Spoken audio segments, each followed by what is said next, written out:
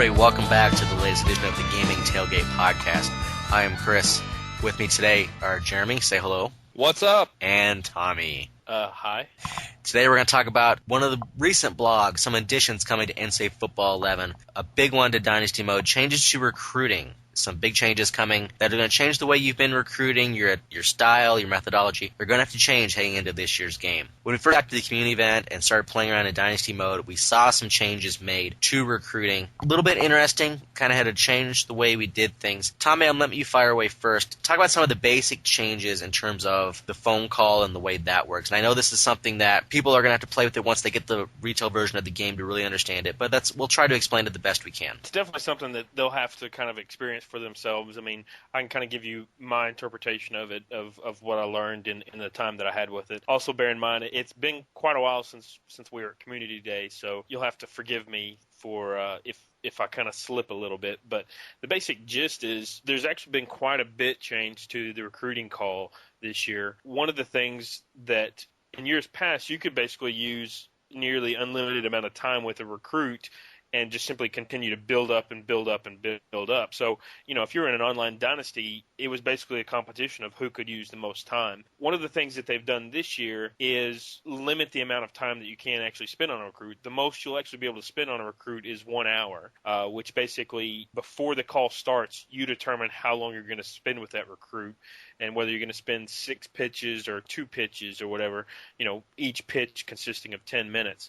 What this does is, like I said, it limits the amount of time that you can use on a player, but then it also allows the computer to compete better for that particular player. Obviously, in the years past, if you were using 2 hours, the computer's not going to use 2 hours to keep that competition running. So not only does the computer now have a better chance, but also it requires you to be more strategic in how you make your calls. I mean, if a guy is not interested in that in a particular pitch, you've used that pitch and you don't get it back. So you have to keep moving forward and just hope that the call will kind of continue to build as your conversation goes on with the player. One of the things the blog talks about was also that now you see how far behind you are from other schools when you're looking at the prospects' top 10. It'll show you how many points behind you are exactly, so you kind of get a feel of if you're in the realm of competing or if you should just move on to another player. Jeremy, when you were going through the new recruiting methodology at the community event, and after playing with it for a couple days and talking with developers and talking with the rest of the event attendees, do you feel like this is going to make the computer more competitive, like Tommy said? And if so, how? I think it is, just based on the fact, when I was playing around with it at Community Day, Russ kind of gave me a challenge. Russ Kiniry gave me a challenge to just kind of hard pitch everything at all the players. And I was just using USC just to see if I could just get everybody I wanted from a top-tier school. And it adds this new method is going to add a little bit of strategy to your game. You're not going to be able to hard recruit all of these players because you're not going to maximize your points that way. The best way to get a hold of those recruits is going to be to build up from the beginning, just kind of feel out what they're looking for. And if you're a smaller school, if you come up with a pitch that's gotten thrown your way, and the school's got like a D grade on it, you got to also use that little bit of strategy to decide, do you want to use a promise to get around that, or do you want to use one of your skips that you're given? There's going to be a whole lot of different layers to this new kind of push system of recruiting. Where in the past we've had a pull system of recruiting. And, you're not going to be able to just kind of, power your way through it like you did in the past. Kind of as Jeremy touched on, one of the big things that they've changed this year is that you're no longer driving the call. It's more that the recruit themselves are driving the call. Basically, the system will throw a pitch at you, and if you match up with that recruit, then you can go ahead and pitch it. If you don't, then, like Jeremy mentioned, you can make a promise to kind of back out of that pitch, or if you want, you have up to 3 change topics throughout the call, and as part of those topics, you'll either get tossed another random pitch, or on a random basis, you'll get to the opportunity to actually choose what you want to drive the call around. Like I said, it's kind of like the recruit is driving the conversation, and every now and then you get to kind of butt your words in there so that you can kind of say, hey, have you heard about us in this regard? It definitely makes it much more challenging, and like Jeremy mentioned, it's much more strategic in terms of having to figure out when to use your change topics, when to use promises. Do you save the scholarship offer for a time you get in a crunch, that sort of thing? It's definitely more strategy involved, and it'll be interesting once everybody has the game and kind of how they tune their recruiting strategy. Also, another thing that's a little different this year, once you feel out how the recruit feels about a certain particular category, you're going to be able to see the spread of points that you're going to be able to earn anytime that you make that hard sell to the recruit.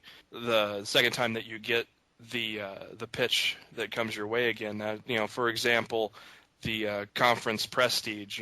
Say you just want to kind of feel it out and see, kind of what he's thinking, see to a soft pitch. Now, the next time that comes back around to you, you're going to see the point spread of how much you're going to possibly earn with that pitch once it comes back to you again. And then additionally, in regards to the recruiting against, you're going to kind of see where certain schools compare, like the top competitor compares with your school. If you see a gigantic difference between those two grades, that's when you can go ahead and do the recruit against, and pretty much know that you're going to get some good points in doing so. Also, we learned that all prospects in recruiting have been recreated. Not just some, but all of them have been recreated. At the Community Day, Russ Kiniry and I believe Dave Swanson talked about how they went through a spreadsheet of all these recruits. They've been redone basically to help lower their overall to better help match the base roster. An issue that has plagued the franchise for the last several years, and maybe for quite a while, is that once you got 4, 5, 6 years into dynasty mode, your teams and the rosters, the ratings would be significantly higher than your first year of dynasty using the base roster file. Now they want to kind of make it match up to help avoid these super teams from emerging with these great prospects that came through.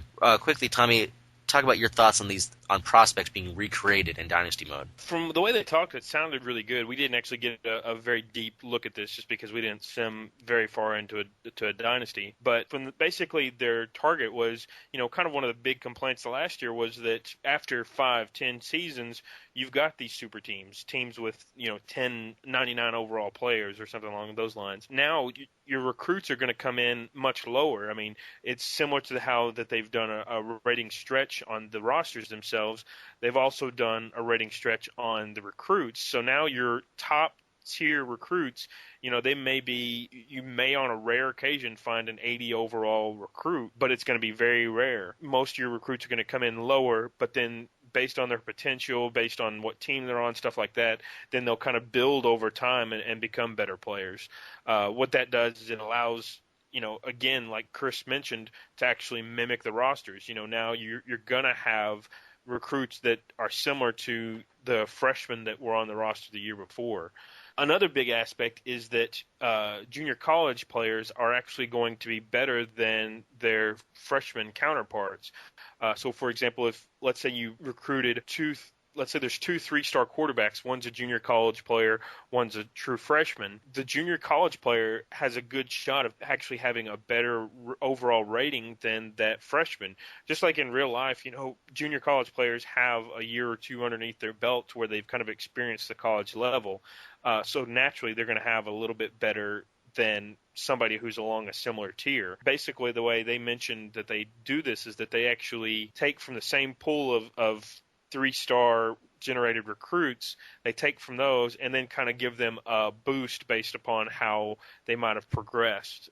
So they might have a 5-point overall boost compared to their true freshman counterpart. It's definitely going to make junior college players much more viable and much more interesting instead of completely overlooked as in years past. This year, potential plays a bigger factor in rating the recruits when you're looking at them on the board or in position ratings or anything like that. I'll let you guys talk about this. Tommy first. It's not necessarily like it doesn't factor into their overall rating, but rather if you've got 2 recruits that both have a similar overall, that potential is going to give the higher the guy with the higher potential is going to get a boost in, how high up the charts he's going to appear on the recruit list. Basically, potential appears to be a much bigger factor this year in everything than it has in years past. I mean, a potential is going to be a heavier weight as far as how a player ranks.